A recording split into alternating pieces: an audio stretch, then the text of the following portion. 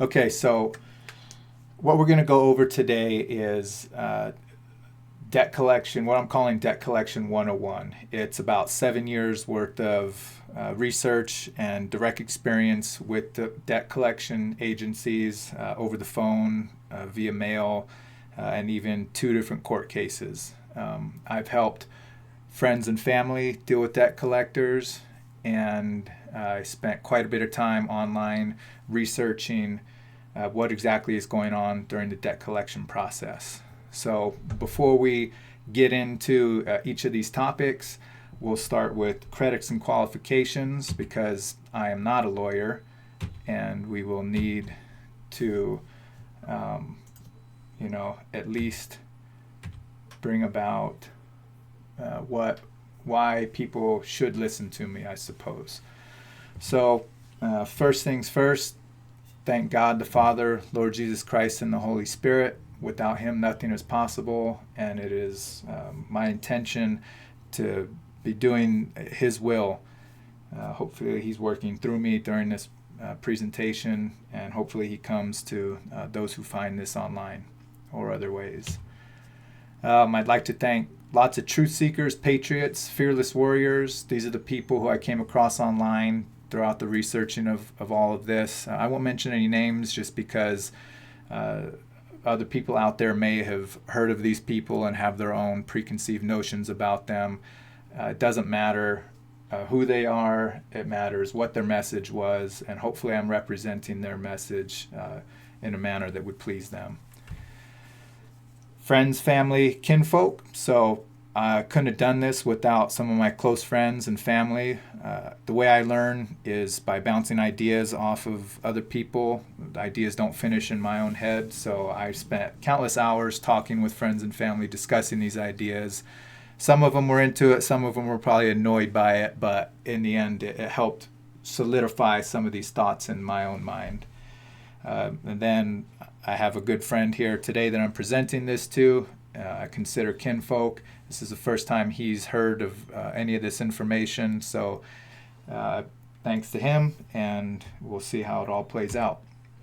So, again, I'm not a lawyer, but I'm an engineer. I have a rational mind. I can discern, which means I can process information and make decisions on my own. I don't need to be spoon-fed stuff. And proof is in the pudding. So what we have here are 6 different documents, and they are letters that we received over the years from debt collection agencies that are proof that the debt collectors deleted the accounts, and they went through the process of removing delinquent debts from the credit reporting agencies, TransUnion, Experian, and Equifax. I've blanked out the names of the people, but these are all from friends and family. So we'll just take a quick look here. This was from California Service Bureau. What it says is, Mr. Blank, this office has submitted a request for deletion of this account or accounts from your credit file with the 3 major reporting bureaus, TransUnion, Experian, and Equifax. However, please allow a minimum of 30 days for processing by the credit reporting bureaus. This letter may serve as notice of these actions to any individual or business you present it to. If you need further assistance in this matter, please feel free to contact at the above reference number. So, they deleted the account from their records, and they requested that the credit reporting bureaus remove it from this person's credit history. So I'm going to flip through each of these 6 letters. They all basically say the same thing. I won't read each of them, but for those watching the video, you're free to pause this at any time and read through them. These date back to 2013, kind of at the beginning when we started delving into this stuff. These accounts range in price from about $150 up to, I think, $400 is probably the highest one. These aren't big accounts, but these letters were received from credit reporting or from debt collectors after the collections had been on their records for years. So it's a little bit more difficult when you're dealing with debt collectors after they've had your account on their books or in their records or in their system for years. We'll get into why it's more difficult a little bit later. But I've also helped friends and family deal with these debt collection agencies within the first 30 days of the debt collection agency sending the first letter to my friend or family. And if you get them within the first 30 days, if you contact the debt collection agencies within the first 30 days, it is much easier to get these results. I mean, we've got an $8,000 credit card prevented from ever being reported to the credit reporting bureaus. And again, we'll get into the reasons why it's easier to deal with these debt collection agencies within the first 30 days than it is after you've been on or been in their records for longer than that. So those are proof. That's the proof that the method works. When you're dealing directly with the debt collectors, not all the debt collectors are going to bend. Not all of them are going to want to delete your account. Various reasons. Ignorance is the biggest one. They don't know what they're doing, a lot of them. Most of the people you talk to on the phone are just reading through a prompt. And so we've had to sue 2 different debt collection agencies. Both cases were filed in federal court. Both were successful. By successful, I mean that we dictated the terms that we wanted to settle, but we never went to trial. And the debt collection agencies, they met our terms. Terms are pretty simple. Delete the account from your records, remove any evidence from the credit reporting bureaus, and pay half of the court fees. So real quick, this is from the first court case that we did. I believe this is 2014. I blanked out the plaintiff's name and the case number. He didn't want his name out there. But you can see that this is legitimate paperwork that we got back from the court throughout the process. This actually here, what we're looking at is the so this is from a law firm that was hired by the debt collection agencies, and what they're saying here is that, well, I'll just read it. The dispute between the parties has been settled, therefore the claims asserted by plaintiff against the defendants in the above caption proceeding are hereby dismissed with prejudice. So that just means that the case was settled, it didn't go to trial, the parties agreed to terms outside of the court, and everybody's happy. Again, we dictated those terms. This document here is from the court, and all this is saying is that the case was closed. So it says, pursuant to the parties' stipulation for dismissal, this action is dismissed with prejudice. It's in its entirety case closed. So again, this is just proof that we filed this complaint against the debt collection agency, and the case was closed. So we've gone through this whole process. Suing the debt collection agencies is a last resort, but it works. As soon as you bring these debt collection agencies into court, they will immediately bend, and we'll talk about why that is later. So that was the first case back in 2014. Recently, I did a case for myself. This is 2019 when I filed this, and it finished up this year. I'm not going to go through each of these documents, but what this is this is the original complaint that I filed with the court. And then it is also summarizing documents. So I'll flip through these real quick. So if anybody watching this wants to use this as a template for their own complaint to file with the court, they can take the time to freeze each one of these frames and type up a similar document. We filed, in this case, 5 different claims. Each claim was for $1,000. At the end of the day, when we settled this, or when I settled this rather, I didn't ask for any of the $1,000 to be awarded to me. I simply asked for the account to be deleted from her documents, or rather from her records. And I wanted her to pay half of the filing fees. So it does cost $400 to have these complaints filed with the federal courts. It may cost less at the lower courts, I'm not sure. This document here is a closing document from the court. It simply says, complaint against Lotus Agency. Oh no, I'm sorry. This is the first fee. So this is just proof that I filed the court case. This is the very first document that the court gives you when you file it. Let's see. This one here is the second document that the court gives, just saying that the case was assigned to a judge. So this is just proof that I went through all of this in case anyone doubts. Although anybody who does doubt this can look up the case number and pull this whole document down. It's all public knowledge. This is the final document I received from the court, and then it says the court is in receipt of defendant's notice suggesting that she has complied with the terms of the settlement agreement on or before March 23rd, 2020. Plaintiff shall file his notice that defendant has satisfied the terms of the agreement and that this court may recommend dismissal. So I still need to send that letter in because she did indeed send me the $200, so that's a copy of the check. So this process does work. The amount that she was trying to collect from me was, it's shown here as $780. It was, I don't know, it was higher than that. She probably removed various filing fees and whatever that she added on.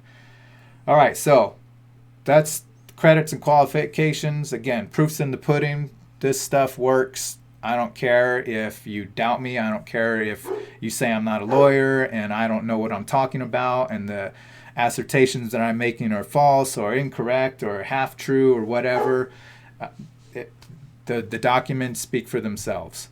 You're not hurting me. You're hurting yourself if you're in a position where discharging your debt would be beneficial to you. So, that said, now we can move on with the actual presentation.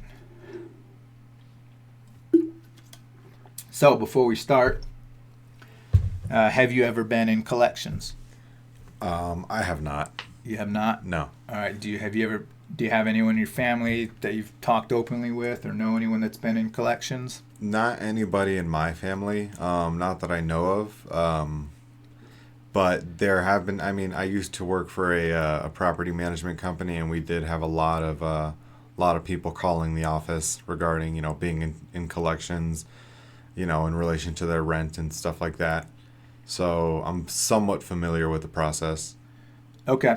All right. Well, that's fine. The less you know, the better, because, there's going to be people out there that know very little information. And so the questions that you have for me will help them as well. So we're going to start with just the basics, which is how did you get here? We're going to assume, just for the ease of conversation, and so this makes more sense, we're going to assume that you're currently in collections by somebody. Let's say it's DirecTV. Let's say you signed a year-long contract with DirecTV. You recently got laid off of work, so you're collecting unemployment. You got to start cutting unnecessary bills. So you call DirecTV. You tell them, "Hey, I'm on hard times. I can't make the payments. What do you want to do?" Most of the times what companies are going to say is, well, you're in a year contract, so you owe us the full amount of the year. Or if you stop paying us, then we'll send you to collections. Obviously, if you can't pay them month to month, you can't pay them the full year up front. So you're left with little option other than to just stop paying them. What happens when you stop paying them is that you break the contract that you started with. You failed to meet the terms of the contract. So you entered into a year-long contract.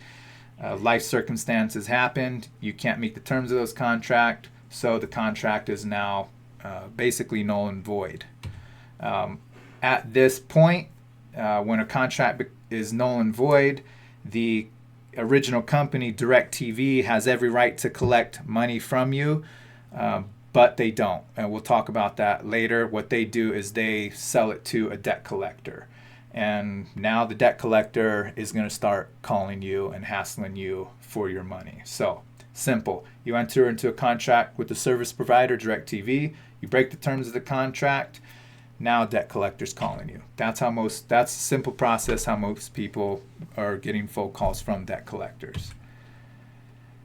All right. How to correct the situation. So there's a overview to this. There's a battle plan to this. So you're going to have a strategy, which is simply how to achieve your goal.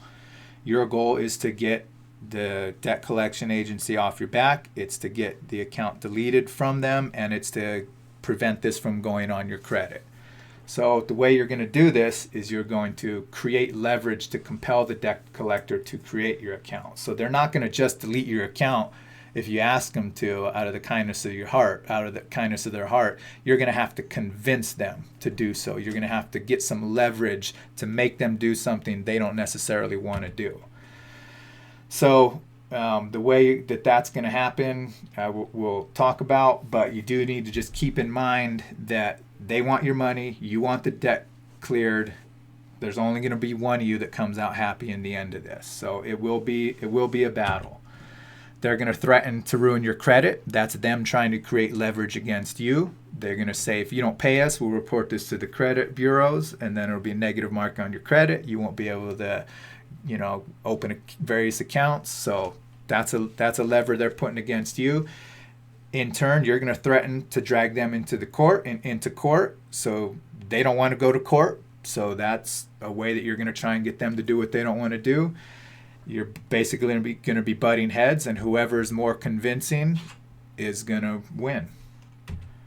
At the end of the day, you have to convince them it's in their best interest to clear the debt. If you do that, it'll happen, as we saw with those documents. So the tactics of this battle are going to be the methods that you're going to create that leverage. So you're going to be dealing directly with the debt collectors. But before you do, you just need to, again, understand that this is a fight. You're going to have to stand firm. You're going to have to understand these concepts. You're going to have to not only believe them, but be able to convince others that it's the proper and true stance. Another method you're going to use is formal letters to build paperwork leverage. So those documents that we looked at the beginning, that's just the tip of the iceberg for the paperwork. I mean, I have records going back 7 years. Everything is meticulously filed and organized, and if this does have to go to court, that's going to pay dividends. It doesn't, the he said, she said thing doesn't work in court. It's only what you can prove. The debt collection agencies know this, so if they know you're competent and keeping track of your paperwork, then that's another point of leverage against them. If you're just calling and yelling and screaming and ranting and raving at them, they hear that all the time. They're immune to that. Paperwork, then they recognize you as a competent person.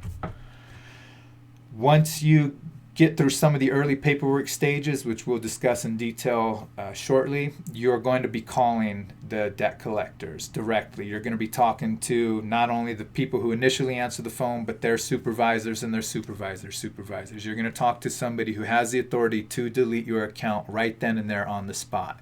And depending on that debt collection agency, their understanding of what it means to get dragged into court is going to dictate how they respond to your phone calls. So letters are going to create leverage against them. Phone calls are going to create leverage against them. Neither of those are going to work unless you completely understand what is actually going on.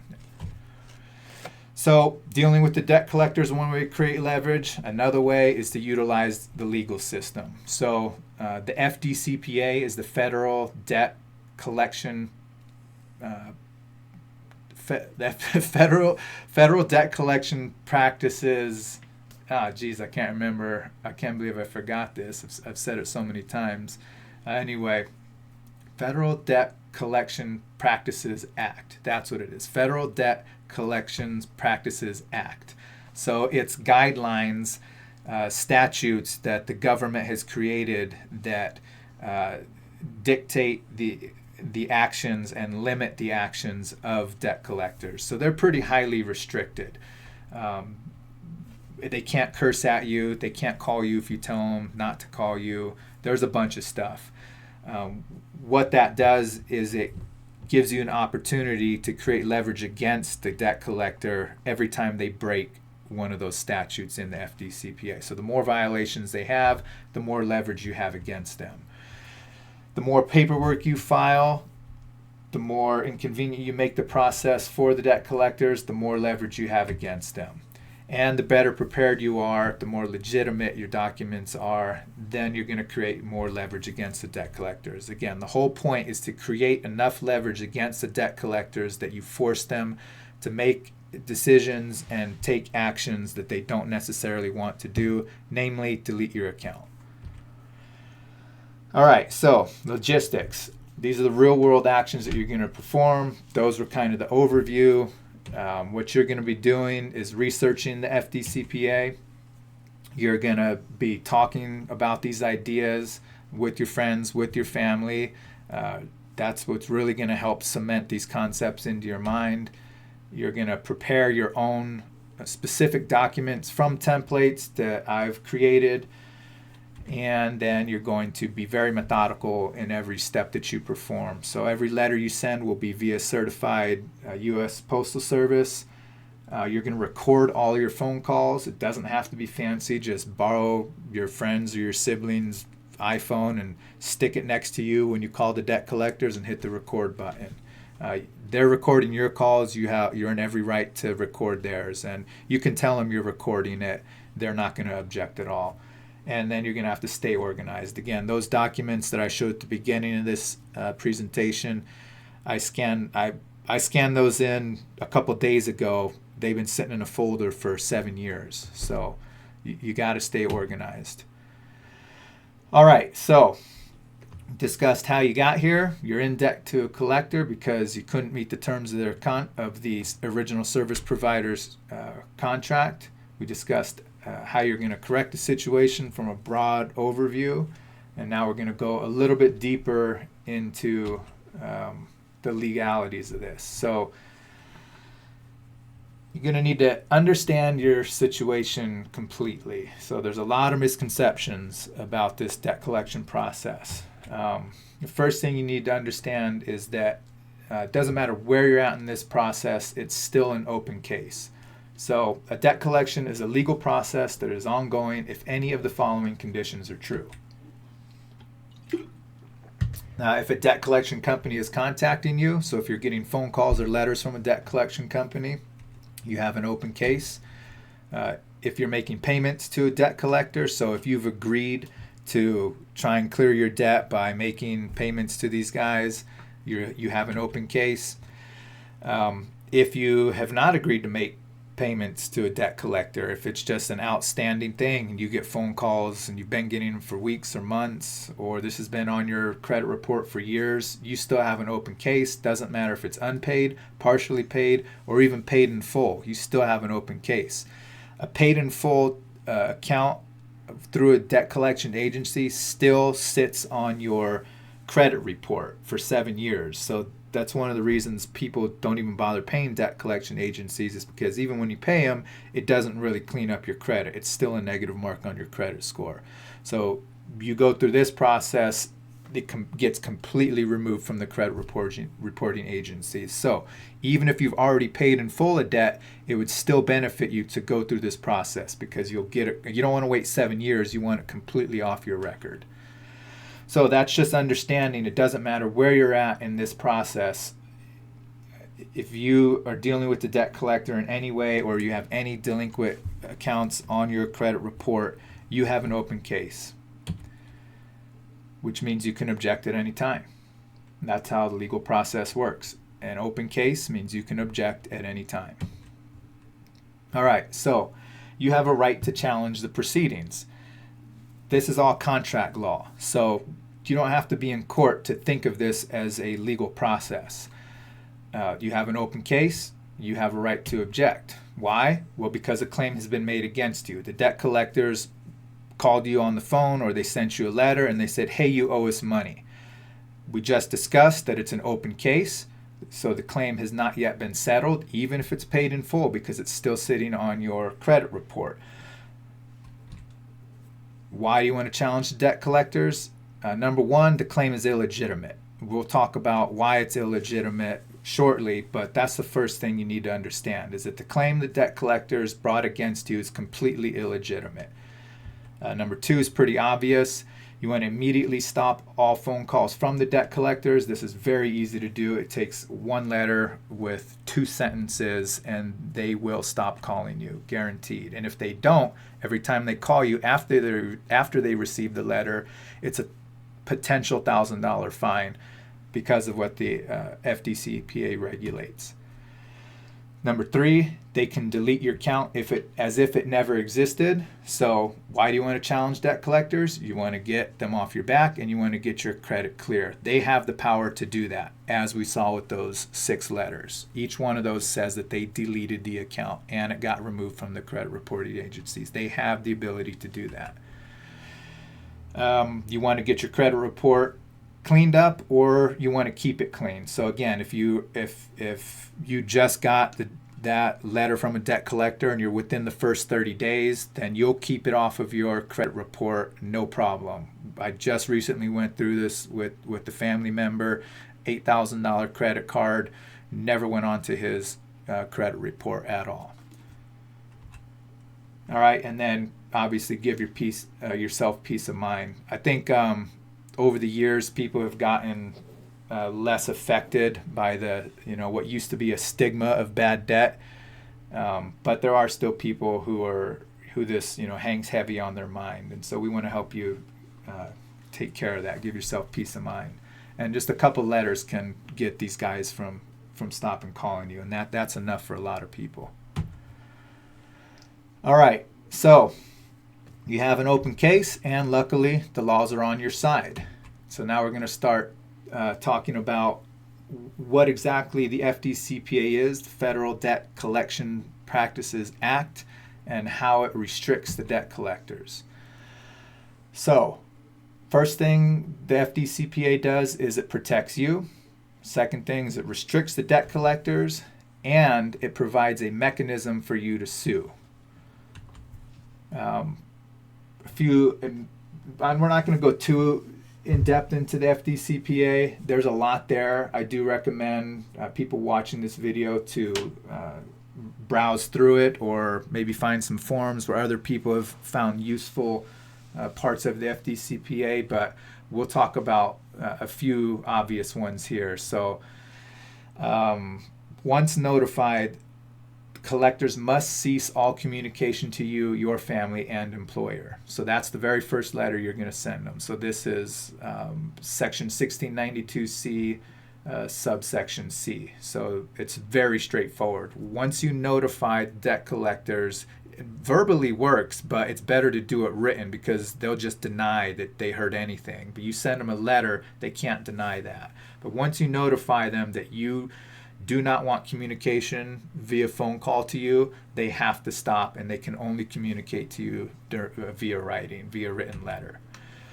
Another restriction that the FDCPA has on the collectors is that they may not harass or abuse you. So this was one of the sections that I filed a complaint against, because the woman I spoke with was very vulgar, very abusive, and she should not be doing the job. This woman was exactly why these codes exist. But it's illegal for them to do that. So that's why you record the phone calls, because if you record them being vulgar or abusive or trying to intimidate or harass you, that's illegal. And it's illegal at the highest level, federal law. And every time they do it that you can prove, they're subject to a potential $1,000 fine for each instance. So that's section 1692D, and then section 1692K is a general one, and what it says is that if collectors violate any part of the FDCPA, you can sue. So this is why the FDCPA is a mechanism that individuals can use to drag debt collectors into court. So if they violate anything in the FDCPA, you can file a complaint with the courts, drag the debt collector into a legal process, and at that point you've won. And we're going to talk about why.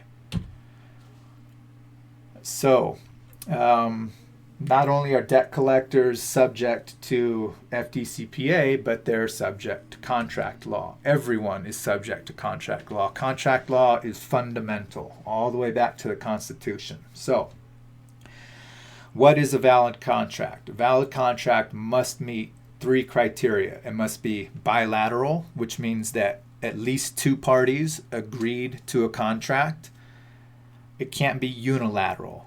Unilateral would be, I write up a contract that says you owe me $1,000 and then I try and collect $1,000 from you. You never agreed to that. Unilateral contracts are not valid. Has to be bilateral. Usually there's a give and take. So all the terms on the contract must be agreed upon. So if you don't agree to something, then it's not a valid contract. If something is hidden, not shown to you, then it's not a valid contract.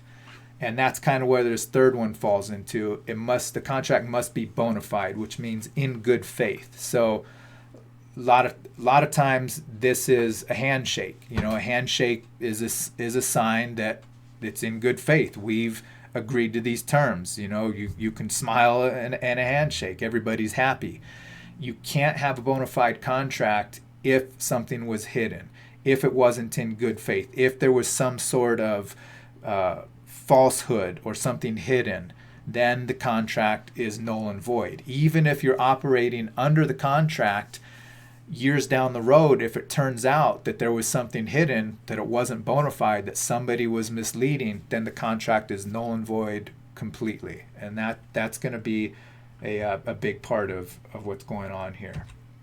So another part of contract law is that no party outside of the original contract has a valid claim related to the original contract. So if you and I enter into an agreement, your cousin can't come to me and say, hey, you need to do this thing for me, even though if the contract says I should do it for you, your cousin isn't you. So, and this is directly applicable to the debt collectors. So no party outside of the contract has a valid claim. Now, when a contract is broken, you failed to meet the terms that DirecTV and you agreed upon, there's several things that occur. Number one, the violating party is subject to penalties. So that's you. So DirecTV can hit you with various fees because you broke the contract. They've got to cover their costs because you didn't meet the terms. Number two, the violating party can be held liable for damages. So DirecTV, they could come after you for that full year that you agreed to. Damages, I think, legally speaking, are something that you did to them. So the DirecTV analogy doesn't apply exactly. But nevertheless, the violating party is basically on the shitty end of the stick. But they should be. They broke the contract. So number three, the contract is terminated, closed, it's finished. So you broke the contract. That original contract with DirecTV is now, it's done. It's over. It's closed. It's finished. They can come after you for damages. They can seek remedy, but they can't bind you to anything that was in that contract. You no longer are obligated to meet anything in that contract because you've already broken it. All right. Don't worry, this is all good news for you. Even though you were the one that broke the contract, you broke the contract with DirecTV. All right, so the debt collectors haven't come into this yet. The original contract is what we're talking about here. So, we've mentioned a few times that the court system is a death blow to the debt collectors. The reason why is because debt collectors stand to gain absolutely nothing when you sue them. It's 100% cost to them. The reason it's 100% cost to them is because you're the one filing the lawsuit against them. They're not filing against you to try and collect anything from you. You're filing against them. So they can't gain anything from court. They're just going to have to pay their lawyers. Because of this, they're going to want to immediately delete your records. They're not going to want to go to trial. Every week that they go through this legal process and they're having to make motions and file and keep up with what you're doing, it's going to cost them money. So they're immediately going to want to offer to delete your records. The court, the judge, the court system in general, they don't care about your debt. They don't care what the collectors have to say about your debt at all. When I went through this process, the judge was basically rolling his eyes every time the debt collector woman brought up my account, because it didn't matter. What mattered was my complaint filed against her. So the court doesn't care how much you allegedly owe, how long, none of it. They're only going to deal with the paperwork that you filed against the debt collector. And this 98% of federal cases end in settlement. That's directly from the judge that I spoke with. You can look up the statistics online. I have seen 96, 97%, but they virtually all end in settlement. You don't want to go to trial. Your goal is not to collect thousands upon thousands of dollars from the debt collector because of infractions of the FDCPA. Your goal is to get them to delete your account. So that means you're going to settle. Now, if the debt collector is a real pain in the ass, then you have every right to take it all the way to trial, and you will win. It's real cut and dry, which is why it settles, because they know that they have no footing. All right, you have any questions so far? No, I think I'm following along pretty well. That's a lot of information, but it follows pretty logically. Just fundamentals of contractual agreement, Mm-hmm. So I'd say we're probably good to go to the next section there. All right, good, because we're going to go a little deeper now. So we need to know what's actually going on. So far, we've talked strategy, we've talked contract law, but we haven't talked about what the debt collector is doing. How is it that they're so bold in saying that you owe them money? So we're going to discuss again the original contract. What is the original contract? It's a legal agreement between you and the service provider who the debt collector claims they're collecting for. So the original contract is between you and DirecTV.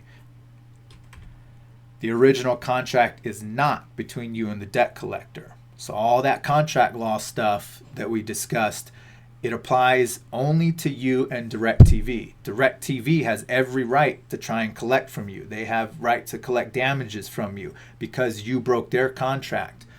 You don't have a contract with the debt collector. They have no right to collect any damages from you whatsoever because you never agreed to meet any conditions of theirs. They have no contract. They have no piece of paper that has your name and their name on it with any terms whatsoever. So just let it sink in. Your original contract is with DirecTV. There is no contract between you and the debt collector, period. So, the broken contract. What happens when the contract is broken?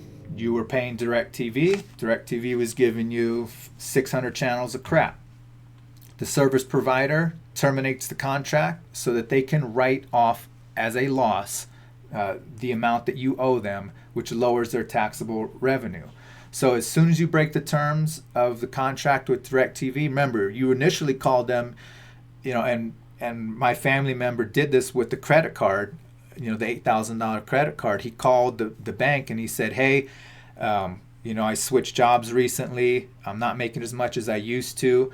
I can't afford to keep making these payments at the rate that you have me at. What can we do? Can you work with me to renegotiate the terms? They had no interest in it, just like DirecTV has no interest in it.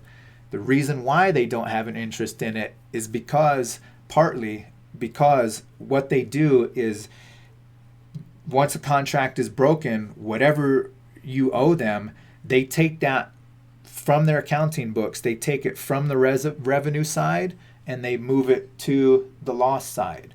So that's a write-off for them. It lowers their taxable revenue. So they benefit in a way. Now, they would rather have had your money, but you're not going to pay them. They're not going to try and collect from you because they know the odds of them getting any money from you are close to zero, and it would cost them way more, especially when they're dealing with 10,000 accounts that are delinquent. So they just write it off as a loss. So When they do that, they close your account.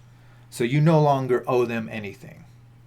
Okay? And you can verify this. For those of you that are in collections, call your original service provider. Tell them you're ready to pay them directly. They will not accept your money. We've done this. We've verified this.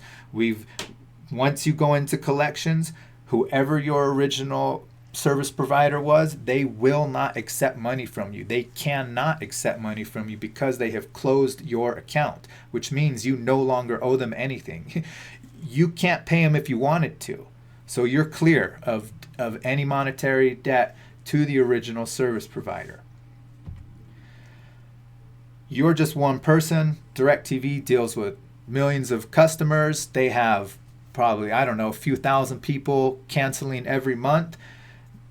They're not going to waste their time trying to collect from all of these people.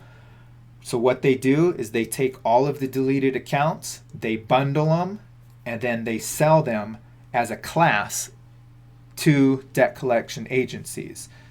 There was a website that I forgot to mention at the very beginning during the credits and qualifications. You can go back to that screen, and they spell this whole process out. So this isn't me making this up. This is the process that the original service provider is going through.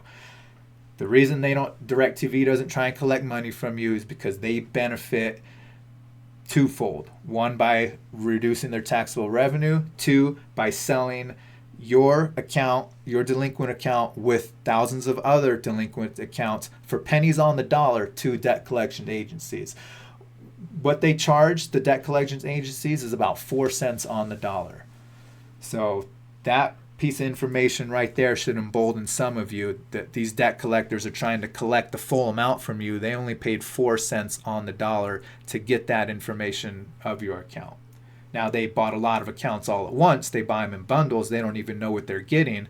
But bottom line is they only paid about 4 cents on the dollar. All right, so you had an original contract. You broke the contract. Debt collectors bought that information of your original contract. So what are they doing? They have a copy of your original contract, which is dead. Your original contract is null and void with DirecTV. You owe them nothing. But the debt collectors have all that information. First letter they send people has a copy of whatever that last account statement was. But all it is a copy of your original dead contract.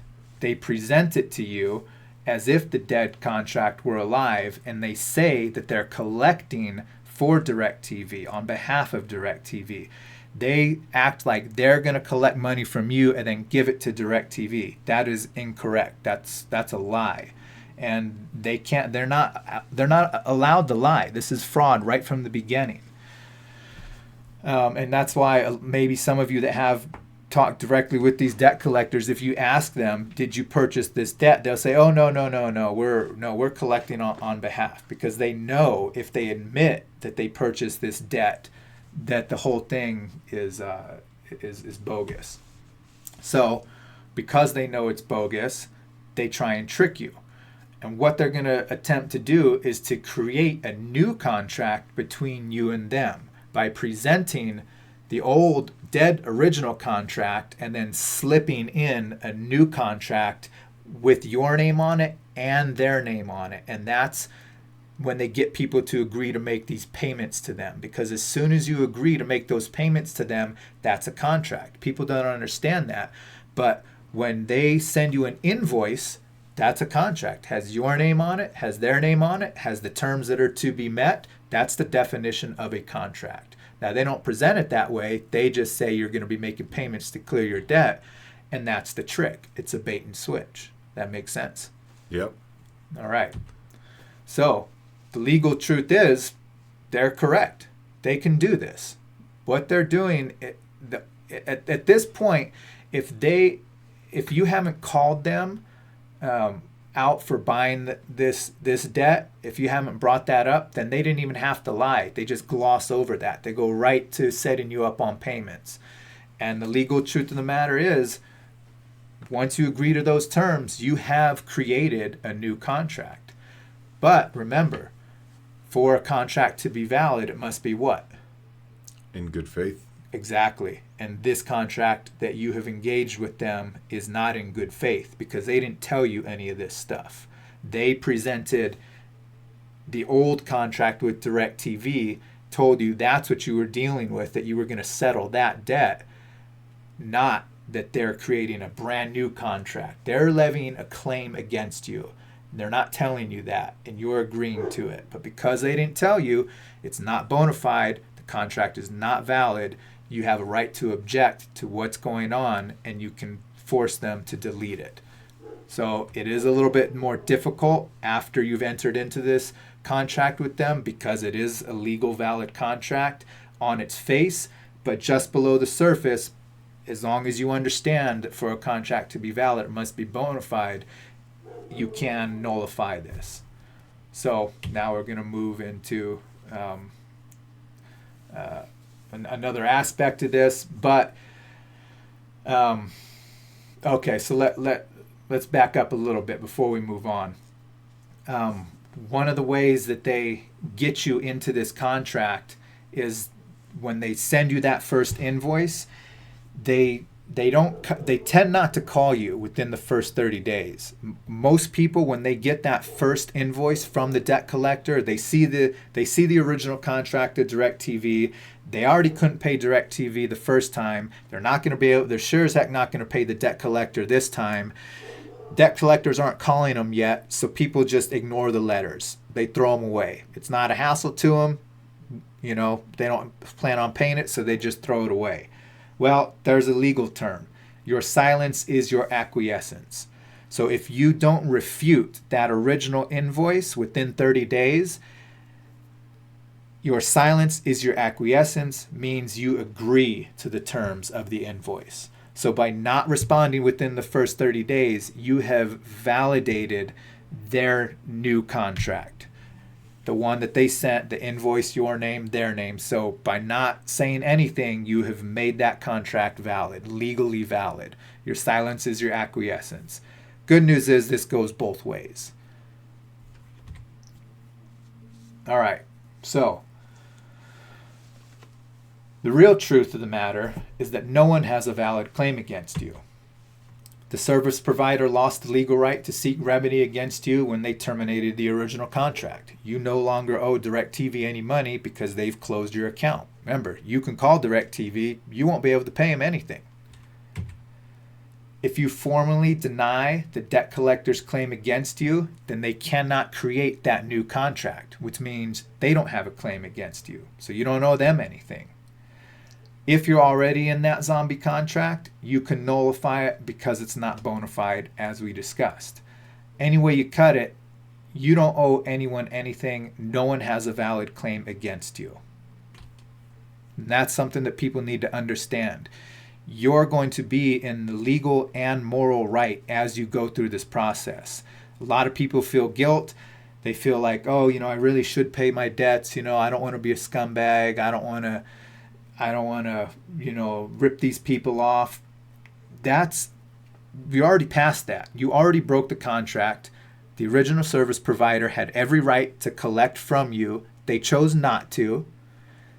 The debt collector has no contract with you. They never have a legal claim against you, so you never owed them anything. You should feel no moral obligation to these debt collectors whatsoever. And in fact, the way that they operate is through intimidation. So feeling sorry for these people is the last thing that people should be doing. So just know that you're in the legal and in the moral right. Now, there is a caveat here, which is, somebody might be listening to this and say, well, if I can open up a credit card and rack up $8,000 and then just not pay it and then go through this process, then I've just bought $8,000 worth of stuff for free. You can do that, but that's called fraud because you never intended to pay that money back. And if you try and go through this process, you may get away with that once or twice, but you're not going to get away with it multiple times. I don't care what you call it, karma, the universe, I call it God, it's going to catch up to you. So you committing fraud is not going to work out for you. And I'm telling you another thing, when you're on the phone with these debt collectors, you're not going to be convincing if you have been intentionally committing fraud the entire time. You go to court, the judges deal with this every single day. They deal with liars. They know how to smell them a mile away. It's not going to be the words you say to them. You can say every right word there is, go through every process, exactly to a T. Your body language is going to give it away. Your demeanor is going to give it away. And especially if somebody catches on that you've done this more than once or twice. You're not going to get away with this if you try and commit fraud. You're not going to be standing in truth if you're committing fraud. It will catch up to you. This only works for people who are legitimately in a collection situation where they tried to work it out with the original service provider. The original service provider was not interested in renegotiating. Life happened. You had to make tough decisions. Here you are. That's it. All right. Let's see. Back up a little bit there. So we've gone over pretty much everything we can go over information-wise. Now it's time to start getting into the nuts and bolts of what are these letters that we send to the debt collectors? How do we start dealing with them? So first thing you're going to do is start with the paperwork. We're going to have a couple different templates that we're going to go through here. Get into your mind. This is where the legal battle begins, right here with the paperwork. First letter you're going to send them is where is a demand of written correspondence. So this stops the phone calls. I'll go ahead and read through this. It's so simple. This template is for people watching this to type up on at your computer. All the highlighted sections are where you put in your specific information. The rest is a template for you to use. If you want to add to it, you feel free to. If something doesn't make sense, do some research. But this one is very simple. So what it says is, to whom it may concern, this is formal notification and demand that effective this date, any and all correspondence from your office regarding the above referenced account be directed only in writing to the following address. Enter in your address. Additionally, please immediately forward a copy of any recent billing and or statement of account novation to the preceding address. Per USC 15, Chapter 41, Section 1692K, Fair Debt Collection Practices Act, Section 813. Violation of this request brings fines of up to $1,000 per instance. So here, you're notifying the debt collector, no more phone calls. Only contact me via writing. And if you don't, you're setting yourself up to be sued for $1,000 every time you call me after receiving this letter. You're going to send this letter certified mail so that you have proof you sent it, so they can't deny it later in court. That's letter 1. Letter 2 is request of proof of claim.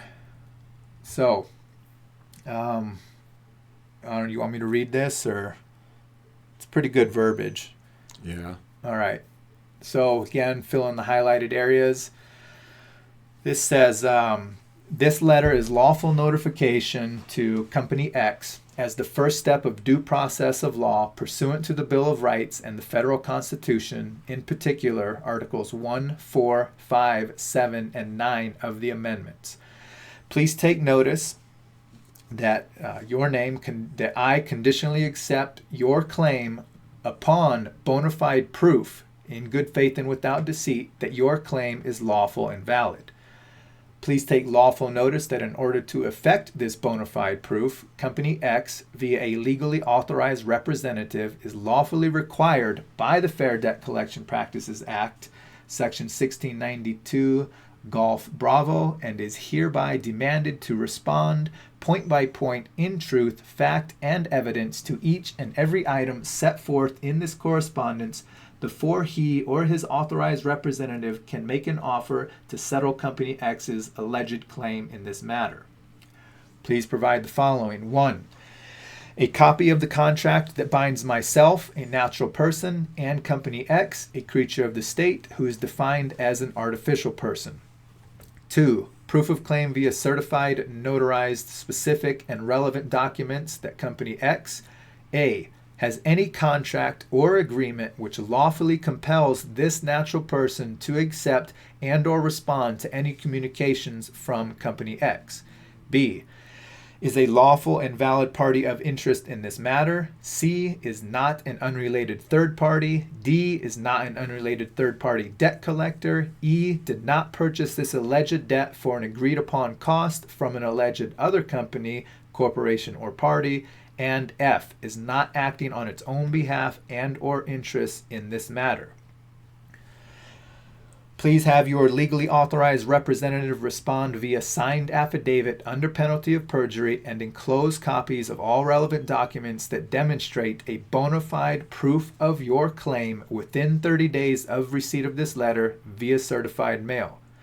Your failure to provide a lawfully valid response within 30 days as stipulated is Company X's and their representatives' admission to the fact that you have no bona fide proof of claim in this matter, which is your lawful, legal, and binding agreement with an admission to this fact as true, correct, legal, lawful, and binding upon you in any court anywhere in America without your protest or objection or that of those who represent you. Your silence is your acquiescence. All rights reserved. So that's the end of letter 2. Wow. Yeah. So that is substantial. Yeah. So this I got directly from a lawyer online who made the information freely available. This is one of the truth seekers that I mentioned at the very beginning. I won't say their name, but if they come across this, they'll know who they are. This is verbatim from a lawyer. This is what we've sent to the debt collections. And did you recognize some of the stuff in there from what we talked about earlier? Oh yeah, definitely. I mean, that last line, is that really strikes home. Your silence is your acquiescence. Yep. We're demanding that they provide proof that they have a contract or agreement with us, which they don't. That they're a lawful, valid party of interest in this matter, which they're not. So remember, that's contract law. If no outside third party has a valid claim against you, debt collectors are an outside third party. So they can't meet that requirement, and they can't meet the requirement that they're not acting in their own behalf, because that's exactly what they're doing. They're not collecting for the service provider. The service provider sold this to them. The debt collection agency is collecting for themselves. So this is letter 2. You're going to put letter 1 and letter 2 into the same envelope, mail it out certified mail. And what this does is it stops the phone calls from coming. And now you are notifying the debt collector that you're serious and telling them that they have to provide proof of claim. Now, what they're going to do is they're going to send back to you basically the thing that they sent the first time, which is a copy of the original contract. Why? Because that's all they have. And they don't know what else to do here. They're just going to show you that original contract again and say, hey, this is the money you owe. You need to pay it. Here's our invoice. You need to agree to these terms. And if you don't, then we're going to report you to the credit agency. That's all nonsense. They were unable to meet the demand of proof of claim. So you're going to respond. You're going to respond. There's 2 things that can happen. The debt collector could send you back that original information, or they won't send anything back. If they don't send anything back, good. That means they agreed to everything you said, which is that you owe them nothing. And that's what happens typically if you respond within the first 30 days. That's what happened with that $8,000 credit card. The debt collection agency they never responded. And so if they don't respond, they acquiesce, so you can now bind them to the statement that you made. Sometimes what can happen, however, is if you don't hear anything back, the debt collector can resell your information to another debt collector. If they do that, depending on when they do it, because if they do it within 30 days of receiving your letter, they have every right to do that. If they do it after 30 days of receiving your letter, they can't do that. There's due process of law. If they don't act within 30 days, then you can bind them to what that proof of claim letter said. If they do respond within 30 days, then you're going to continue. So the next letter that you send to them is going to be one of two. If they don't respond to you after you sent them letters 1 and 2, then this is what you're going to send them. We'll call it letter 3A. I'm not going to read all of this. It's basically summarizing everything that's happened, which is that they failed to respond, so they don't so that they don't have a valid claim against you. And what you're going to do now, and this is the part that I added to what the lawyers did, was you're going to lock them in to the fact that they didn't say anything. So I'll read this section in that I added. Let's see here. All right. Therefore, because Company X has refused and or failed to provide any response as requested, Company X has acquiesced and acknowledged the fact that they do not have proof of a bona fide claim and are not a party of interest in this matter. Company X's claim has no lawful or valid standing and is fraudulent and bogus at the very least. Because Company X has failed to provide such lawful proof as requested and required in order to demonstrate lawful standing relevant to this specific matter, Company X has admitted that no such proof exists. Therefore, any further attempts by you and or Company X to collect the alleged debt will be in violation of my secured and guaranteed rights, including those relevant to due process of law, and will be perpetrating blatant fraud upon me and will be held accountable and liable for that act collectively and separately. I hereby demand that Company X delete any and all accounts and records related to this matter for the reasons thus far stated. If you or your agents report any accounts or records relating to this matter to an outside party, you will be doing so in a fraudulent manner and will be liable for legal actions against you personally, privately, individually, and in your professional capacity, including your supervisors and anyone having oversight responsibility for you, including any corporate officers and any agents engaged to operate on your behalf, pursuant to FDCPA Section 1692, 807, 2A. I consider this matter closed, and this letter will serve as proof as such in any and all courts in America, as well as to outside third parties should they question this matter. If a third party does in fact become aware of this matter due to you or your agent's actions, I will immediately file a complaint in federal court to seek legal remedies, naming you and your company as primary defendants and your supervisor officers as tertiary defendants. All rights reserved. So that's how you're locking them in. If they don't respond to you, they agreed to everything. If they then go report to the credit reporting agencies, that's fraud. And that's that section that I mentioned, 807-2A. 1692E, 807-2A states that debt collectors cannot make any fraudulent statements about you. Because they've already agreed that they don't have valid claim against you, if they report to the credit reporting bureaus, that's fraud. And so if that happens, then you can sue them. So you could find yourself in the position where you're going through this whole process and the debt collectors, they don't curse at you. They're not vulgar. They're not intimidating. They didn't call you after they sent you letters or after you told them to only send you letters. You've read through the FDCPA forwards, backwards, half a dozen times. You can't find any way that the debt collector has violated the FDCPA, so you don't know how to file a complaint to drag them into court. Well, this right here is how you drag them into court if it appears they haven't violated anything. Because they didn't respond after the first 30 days, they've admitted that they have no claim against you. If they then send you to the credit reporting agencies, that's fraud. They violated the FDCPA. You can now sue them. You can now create leverage against them to get them to delete the accounts. If you simply never hear anything from the debt collection agency, they won't report. Chances are they're not going to report it to the credit bureaus. That's as good as a win. You don't necessarily have to get a letter from them saying that they deleted your account. If you never hear back from them, and you send them this letter, then you're golden. You know, that's essentially what happened with this $8,000 credit card. Was we just never heard back from them. They sold it once, went through the other process again, never heard anything. Checked the credit. We waited 3 months, checked the credit history, no delinquent marks on there. So that's a win. All right. If you do hear back from the debt collector, you're going to send a modified letter, call it 3B. So you're only going to send one of these. Either they don't respond and you send them 3A, or they do respond and you send them 3B. I'm not going to read any of this because it's essentially the exact same thing as if they do respond. The only difference here is that their silence is not their acquiescence. You're just calling out that whatever they sent back to you is bogus. All they're going to send back to you is the copy of the original contract. That's not a contract that you are in with them.